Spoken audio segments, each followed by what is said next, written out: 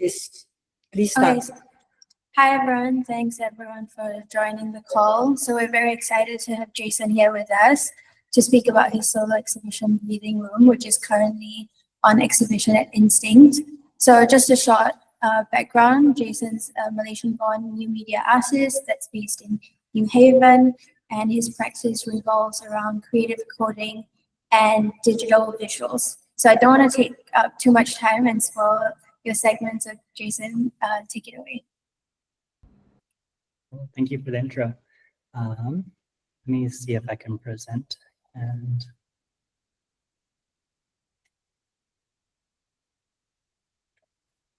maybe.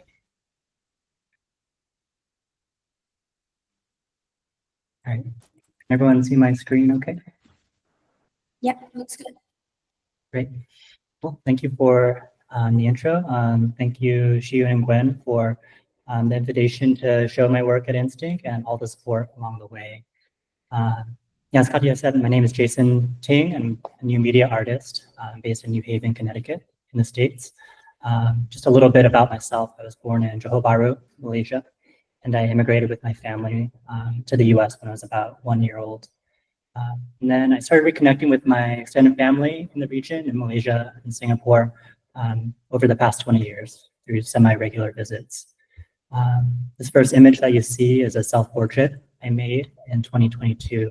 It was kind of a fun group sort of prompt where every day in the month of January, we would create a new art piece. This was self-portrait. So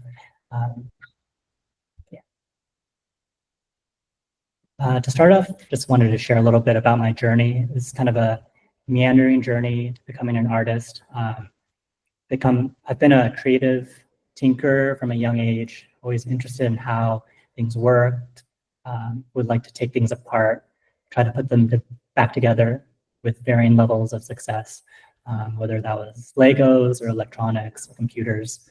So I think this animation I made in 2020 kind of exemplifies the wandering path I kind of went kind of back and forth and kind of back to the original place.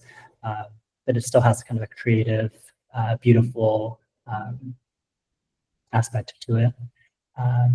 This animation was a recreation after a Team Labs installation called Vortices.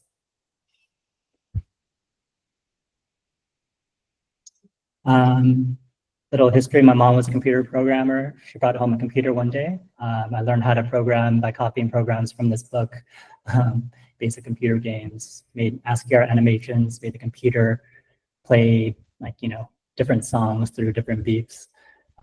Grew up with the early internet, learned HTML, JavaScript, how things worked on the web. Later on in university, I did a visual arts program with a computing component, which we would use different technologies of the day to create new and interesting avant-garde conceptual art projects. After that, I did software engineering for more than a decade, web and iOS development. And then in 2020, just before the pandemic, decided it was time to pivot and to return to a creative practice. And so at that point, because of my background, there's a natural fit for using technology and code as a creative medium. This piece is called Light Beams that I made in 2020. It's part of a larger series. It kind of is emblematic of my interest as an artist. I'll just share a little bit about my artist statement, part of it. The beauty and complexity of the natural world has always captivated me, from the movement, waves, to the interplay of light and color at sunset. These phenomena inform my creative process as I explore the interaction of light, color, and form through generative animated visuals created with code. Through a daily practice of exploration and iteration, I hope to create artworks that bring wonder and healing. So I'm really inspired by what we see in nature, the forms and the motion, ocean waves, sunsets, kind of fluid motion reactions. As for forms, I'm really drawn to kind of cosmic, like large beyond our world, as well as the microscopic. They have some interesting aesthetic overlaps, which I'm really interested in. Also really inspired by artists like James Turrell and Dan Flavin from the light and space movement in the 1960s, how they create environments by using light in surprising ways. So in 2020, as I mentioned, I started a daily sketching practice, and I'll switch over to my Instagram real quick. Are you all able to see that?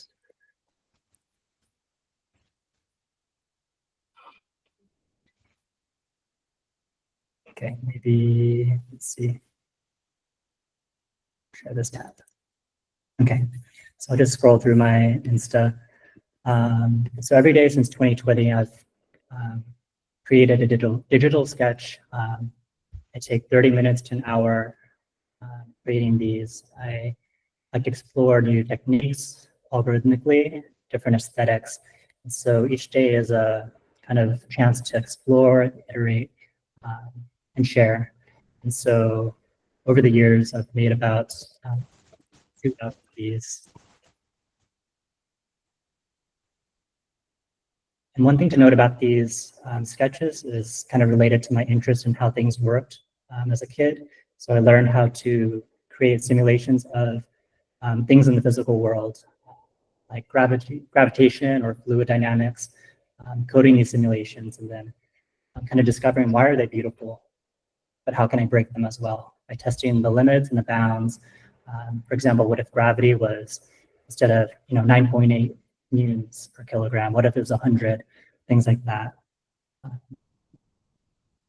Another interesting thing about this practicing in public, that is kind of sharing daily without being afraid of the work in progress, was the surprising connections, different folks using similar tools or exploring different ideas, meeting them online, meeting them in person, as well as various opportunities to show or licensing, things like that, that have come through just this daily sharing.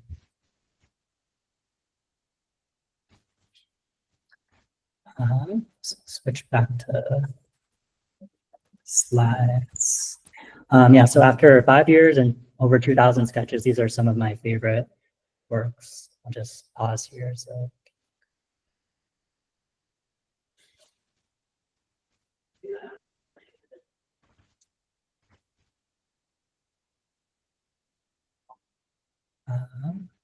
So I'll share about this kind of process of coded art. It's often called generative or algorithmic art. This is not to be confused with what is now popular AI generated, where you simply enter a text input and then it generates some kind of output. This is actually hand-coded, I would say artisanal hand-coded, I coded. So creating an algorithm using code that generates a range of interesting visual outputs. So this piece is from a project in 2023 called Worlds Within. It was based on techniques I learned and developed over the daily sketching practice. And I decided it had a lot of potential to expand into a quote long form project. That is one that I could create a series of artworks with the same kind of rules, but with different variations. And so for a project like this, using or creating tools that allow for parametric exploration are great. I use a program called Touch Designer, which this is a screenshot from. It's a node-based real-time visual environment that I can code in, I can connect things and see how the visuals change with parameter changes. And I can easily explore and iterate to discover kind of the parameter space of interest. Where do things look good? Where do they break? And one way I kind of think about this is kind of a phrase I just invented, code cartography. So cartography is kind of creating maps of the land, of the landscape, using code in the same way, kind of getting the lay of the land of exploring an algorithm.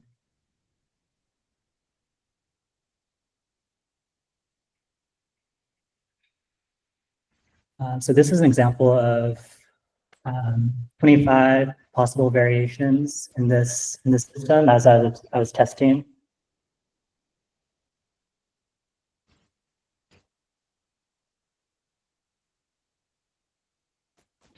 And then this was the final set of 256 outputs in the series. It was an interesting challenge of figuring out how big the series should be, creating enough parameters for interesting variations, kind of curating it so any kind of random iteration would look good and interesting.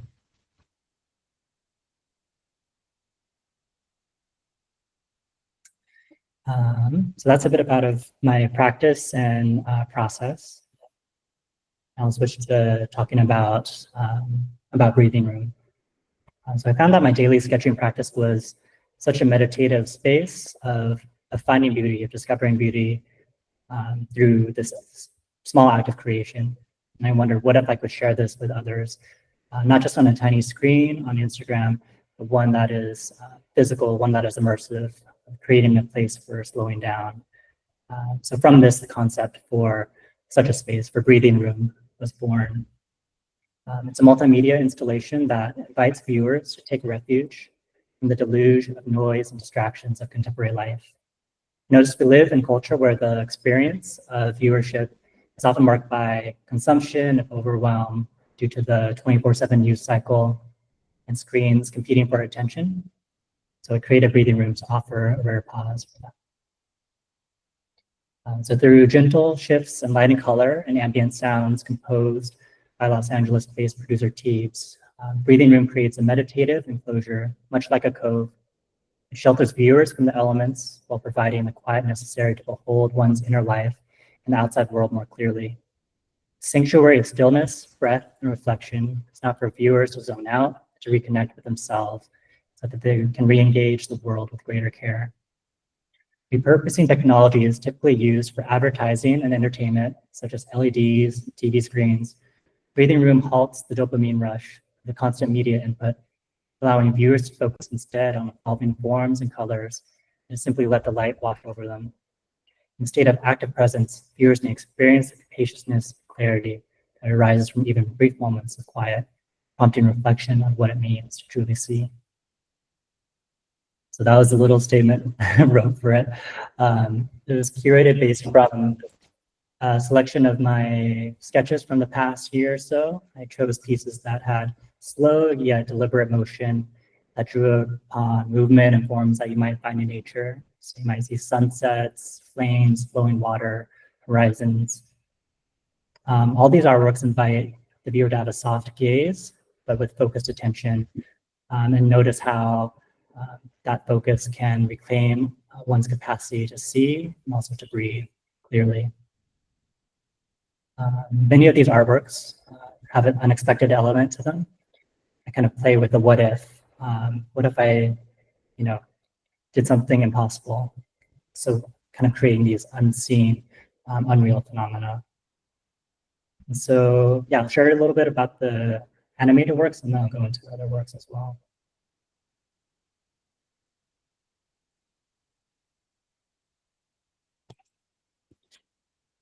This first piece was called Fluorescence, created earlier this year.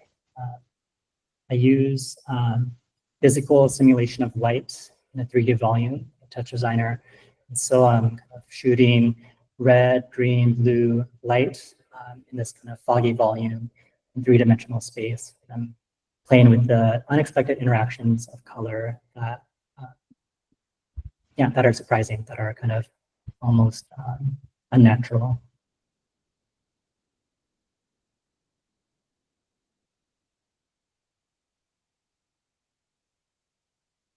This next piece is called Cycles, and it takes a familiar form of a sunset or a sunrise through its motion, but adds a kind of strange twist with the coloring. It's kind of morphing from day to night, has a strange halo about it.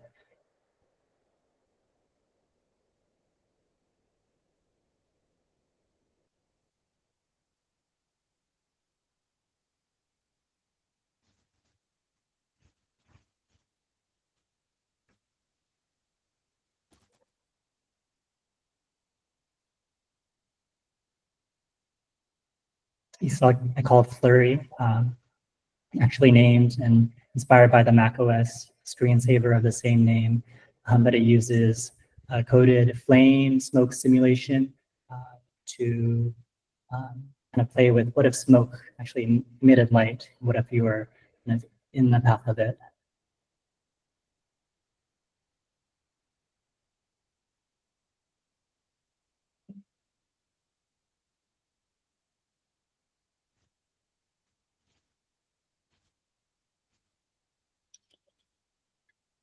This is Dreamwave, created last year. I created cloud-like texture of pinks, beiges, oranges, purples, and then I kind of distort it, warp it into a shape that kind of almost looks like a yin-yang, and creates this interesting form where it appears like a wave that is infinite and impossible.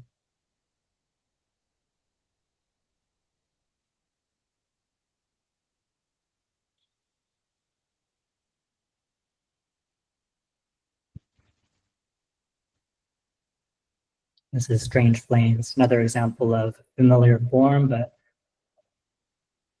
with a twist.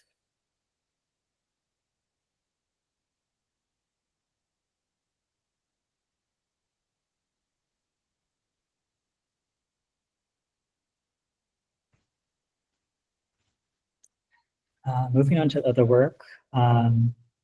Next one is called Lumina, created in 2023. It's an experimental extension of my screen-based animation work into a physical format using programmable LED lights.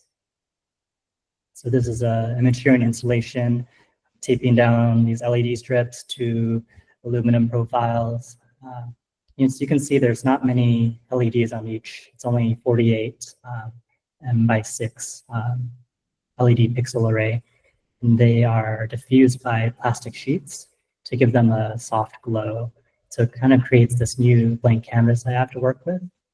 This is the side view of putting it together.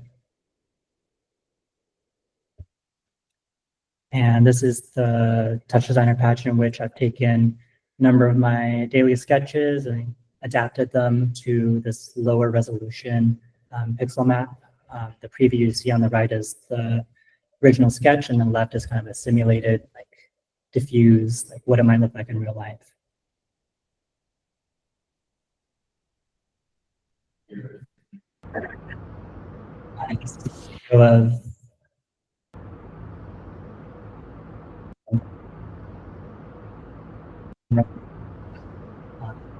Going through the LED controller, script was lighting up, so it's really that was proceeded to do the rest of the installation after that.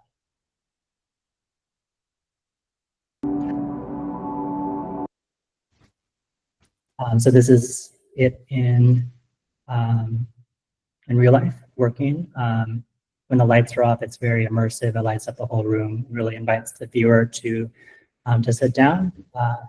Think of it as kind of a digital fireplace or campfire where viewers can gather around a light source and have a time for quiet, to be introspective, but also perhaps have a moment with each other. And the gallery had 2 chairs set up across one another, so multiple people could gaze upon it at the same time, have a conversation. It could simply just be quiet.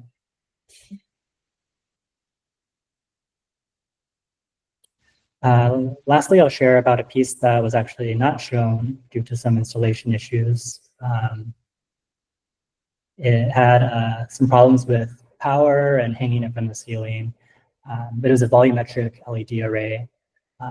Yeah, so I made a tough decision to not show it, but with encouragement from Shion and Gwen to pivot, I was able to adapt the show nonetheless, but I'll still show it here for you all. It's behind the scenes installation view, opening up the case of it after, it went pop and started smoking. Oh no. This is the power supply, that blue. Looks like a toasted marshmallow in there. I'll have to fix that when I get home. But this is my studio at home, what it looks like. It's yeah, 3D light array. It's 10 by 10 by 51 like pixels. So even though it's a low resolution from the viewing distance, you still get the effect of a 3D volume. Yeah, so unlike Lumina, in which everything is diffused, yeah, here you can see kind of like the pixels, but I thought it was a really interesting aesthetic. So the light is kind of animating at the pace of slow breathing. This is another example of ambient mode in which the light is rising to one's in-breath, encouraging you to take that full breath, and then exhaling on the down motion. This is a snapshot of what I called active mode or biofeedback mode. In this mode, the viewer would wear a brainwave sensing headband, and based on the alpha and beta waves correlating to relaxation, meditation, it would actually process those and create the visuals that would be shown in real time. And so this is a video of that in action. So the viewer's alpha and beta waves are average and are used to generate kind of the amplitude of this glowing, pulsing orb. So the idea of it was that the viewer would be driving the animation and in turn would be receiving the sensory input from the visuals in the hopes of, you know, inducing a more relaxed and meditative state. I think that concludes the slides that I presented or wanted to share. I think there's plenty of time for questions if you want to add it to the chat or just ask. Happy to go back to slides that you're interested in or yeah, answer any questions. So thank you. Thank you so much for your sharing. Maybe I will start the ball rolling to ask you the first question. So based on the last work that you didn't exhibit, recently, was that piece supposed to be interactive where you have the headset that can connect to the viewer's brainwaves, and that will, in real time, change the visuals of the LED lights? Yes, exactly. Yeah, my vision was that there were two modes. One was ambient mode in that you can look from afar and it would kind of play through these visual scenes, kind of calibrated to one's breath rate. If you did want to engage further, you could sit down, you could wear the brain sensing headset, and that would activate this active mode in which, yeah, as I shared, like the biofeedback loop would start. Okay, we have a question from Fiona. She asked, where do you get your inspiration for color and movement? Yeah, great question. Yeah, I think when I was first starting out, kind of coding color is very tricky, you know. I came from a web development background where you would actually like type hexadecimal codes, you know, and there was like a limited amount of colors that you could code, like 16.7 million colors, which seems like a lot, but like kind of seems tricky to pick and choose which colors to show. So when I was first starting out, I was like, let's make everything a rainbow, you know, full spectrum. Yeah, I think I've always been drawn to like vibrant, prismatic kind of, yeah, those kind of color palettes. And so, yeah, drawing from nature, drawing from sunsets over the water, spent many an hour like looking at San Diego sunsets, have a particular, you know, glow to them. And so, yeah, inspiration from nature for movement. Yeah, I think Motion is so, we react viscerally to it. You know, if something is too fast or choppy, it feels like whiplash. It's like we're turning too fast. We're sitting in the backseat and the driver's a little crazy. I think the motion that I'm going for is not like lulling into sleep, but one that is like kind of smooth and kind of allows the viewer to want to be, you know, on the ride. And so, yeah, things like kind of ocean waves, rippling water. Yeah, even the simple kind of physics or magnetic kind of motion, it's very natural. We're attuned to like, oh, this is how nature works. So I kind of take that and bring that into my practice. Okay. Maybe we have Peter. I think he wants to ask a question. Peter.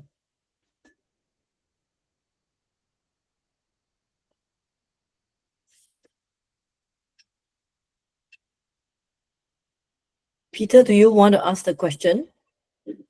Because I saw you raise your hand. Or did you press it accidentally?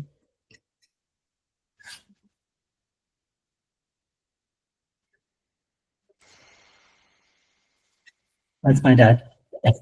Might have done it accidentally. Any other questions? Happy to kind of go back to any slides that were interesting or can deep dive.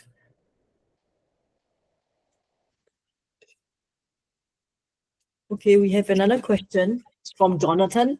How do you manage to create your sketches? Yeah, within 30 to 60 minutes is like a sweet spot. I feel like sometimes it does take a longer time. You know, if I'm exploring a new technique, I really need more time to develop the system, the algorithm. Yeah, so that definitely takes longer sometimes, but as I said, kind of the process of exploration and iteration, I kind of build upon previous days. And so that's why I'm able to kind of not start like, I don't have to start from scratch per se every time, but I'm taking what I've learned and kind of applying it in a different direction.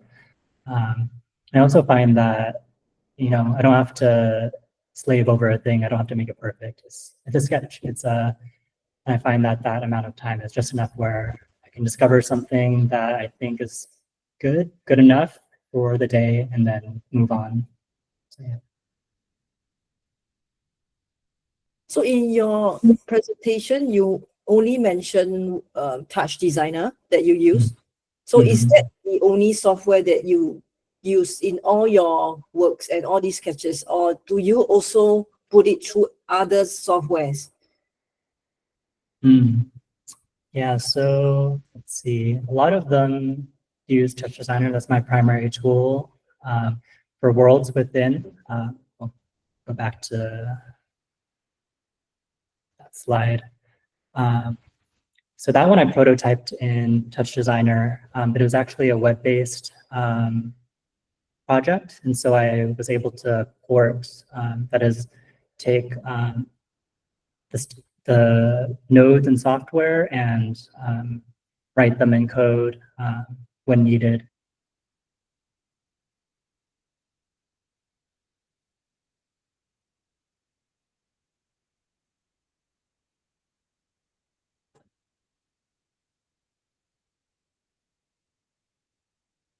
Is Jason like frozen? It froze for me, yeah. Okay. Let's wait a bit. Sorry, I'm back. Okay. I'll You might paste need to the backtrack link. because you were frozen for quite a while. Sorry. I mentioned Worlds Within was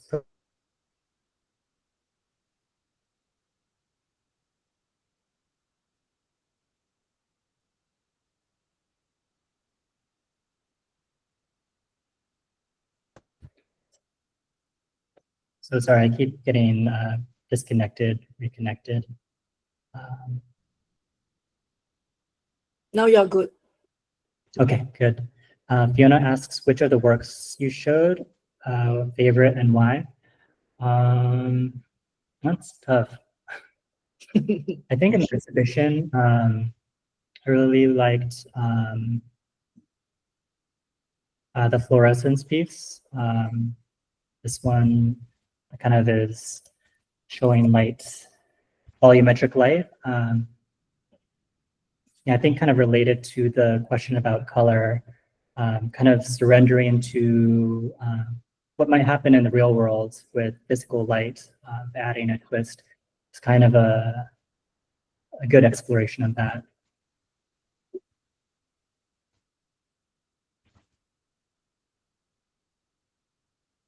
Jason, you wanted to share more about your art blocks, right? Because you put a link out.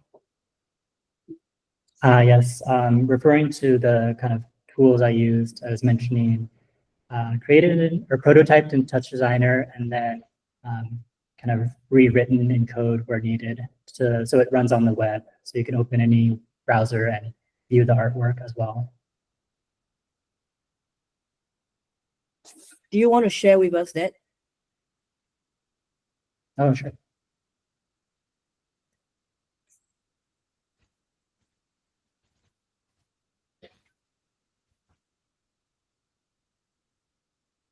Let's see if it works.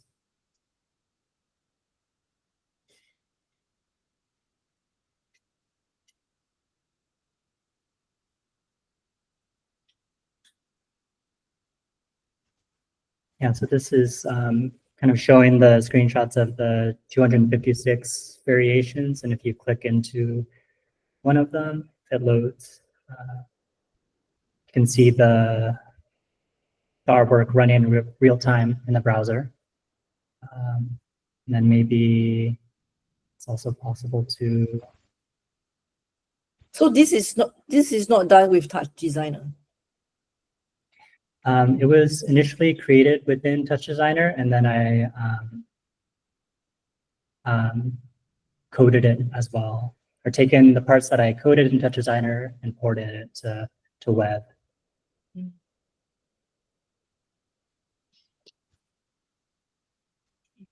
Very nice. Yeah. Let's see. I think Jonathan, he has another question for you. How technical do you have to be in creating your simulations? Example, when simulating your 9.8 to 100 meters per square gravity acceleration, do you need to get deep in the weeds with physics equations? Right. So I just used pretty basic ones.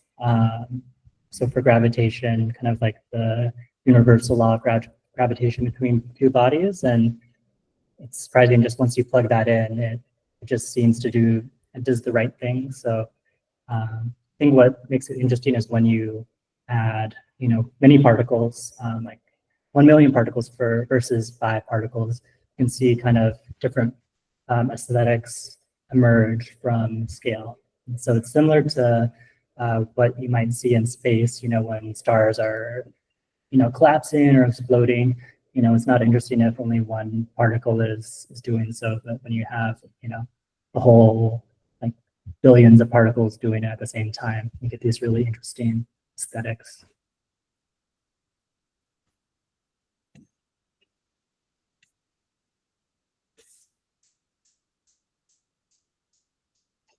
Any other questions?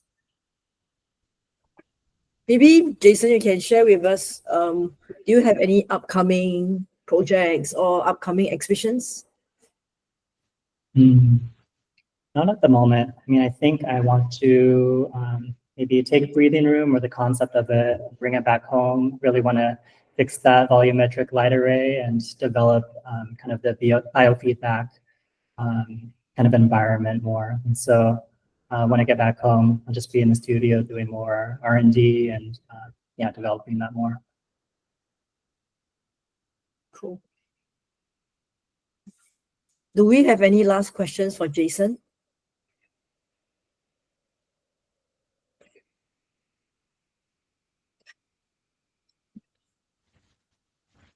No, if not, then maybe we will end this artist talk.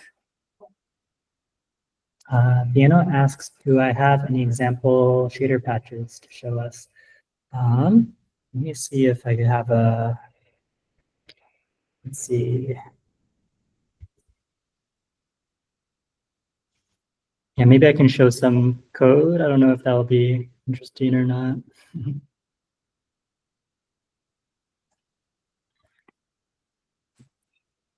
One moment.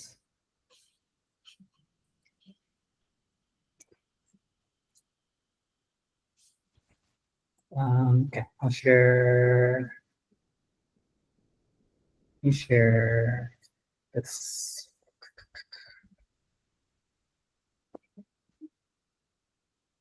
Are you able to see this screen? Yeah. Okay, so this was kind of the code from Worlds Within. It's kind of obfuscated and optimized for web, but yeah, it's not very readable or interesting, but just goes to show like how interesting visual output can be kind of created with these just like text-based algorithms. There's an interesting. It's been so long since I've seen this code, but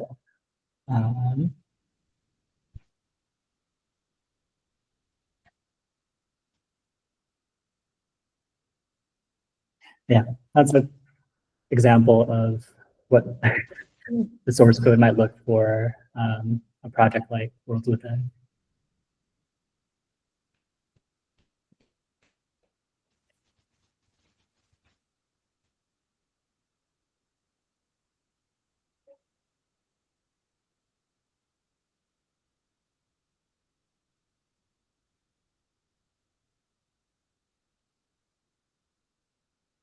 Okay, any last questions? Otherwise, I'll let everyone get back to their weekend. Yeah, thank you, Jason, for the very in-depth kind of on your process and inspiration, and even a bit of technical process. So thank you everyone for attending our artist talk on a Saturday afternoon. And Jason, I hope that I'll see your works again, in other parts of the world or in Singapore. And all the best for you. Hope so too. Thank you. Okay, Thank bye you, everyone. everyone. Thank you. Thank you. Thank you. Hey, there's one last question. Are there any It's okay. It's my brother. challenges I'll in tell him rendering? later. Yeah, okay. That's your friend? It's my brother. Oh, he's your brother. I'll tell him Okay. later. Okay. No problem. All right, bye-bye. Thank you, everyone. Bye-bye. Okay, bye.